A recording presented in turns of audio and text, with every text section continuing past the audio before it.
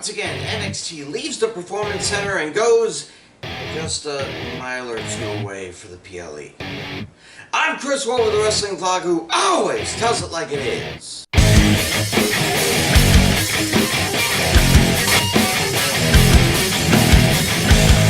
Damn! And I thought Cena wasn't supposed to lose on what's left of his farewell tour. At least he has a date with another soon-to-be retiree in Perth. Now, just a reminder, folks, this PLE will not be on ESPN Unlimited. Peacock still holds the rights to broadcast NXT PLEs for the foreseeable future. So, if you've canceled Peacock already, you'll have to wait for the highlights on WWE.com. And if you've already canceled ESPN Unlimited because of what happened with Kimmel, at least you can still see the NXT events.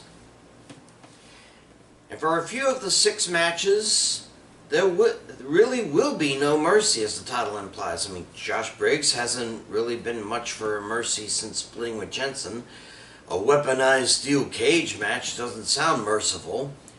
And Femi and Saints ain't feeling that way toward each other. The others? But let's get this Orlando-based PLE out of the way. Here are my predictions for NXT No Mercy 2025. Javon Evans versus Josh Briggs. You get the feeling it was not the best idea for Evans to go after the US title 24 hours before a brutal showdown with a guy who stopped giving a damn about subtlety once Jensen and Henley left him alone. Even when he was back on a tag team, he wanted his partner to be less honorable and more butt-kicking. And after the tough matches against Sami Zayn last night, Evans is far from 100%. Oh, he'll get some good moves in, but in the end, it'll be JB with the W. Winner, Josh Briggs. Weaponized steel cage match, Jordan Grace versus Blake Monroe. Damn, did that escalate quickly. Monroe's only been in the NXT for a few months, and she's getting her first cage match in the brand. And it's kind of seems like a one-ring, two-person war games, as they can toss in any weapon they want before the match begins. Now, normally I'd go against Monroe because she doesn't want to mess up that pretty face. But people do crazy things when they're afraid. As Grace has hardly any fear, that boost of adrenaline may just be what Monroe needs. Well, that and the right weapon. Winner, Blake Monroe. Women's Speed Championship, Sol Ruca versus Lena Reed. As soon as they announced the Contenders tourney, I knew the NXT competitor was going to win. I think there's enough crossover with titles between NXT, WWE, TNA, and AAA for this to no longer be a BFD. But would they let a relative newcomer with a recent push actually beat Ruca in 3 minutes, or 5, whatever the rules are for the title matches? Well, why not? After all, Ruca needs to get back to defending the Women's North American title, a far more prestigious title than WWE's X Championship. See, because it was on X until now. In any case, might be a long shot, but I'll be wagering that the winner and new champ is Lena Reed. North American title, Ethan Page defends against Tavion Heights. After humiliating himself at the previous PLE, Heights really hasn't a leg to stand on against the Canadian champion. Not that I don't want to see the title strap reverted back to its original blackness rather than the gaudy maple leaf rag it's become. But Page isn't about to give up his title just yet. Oh, I'm sure he'll get the NXT Triple Crown once he finds a willing partner, but for now he's having fun keeping the flames between US and Canada burning. At least until the NHL season returns and it really flares up again.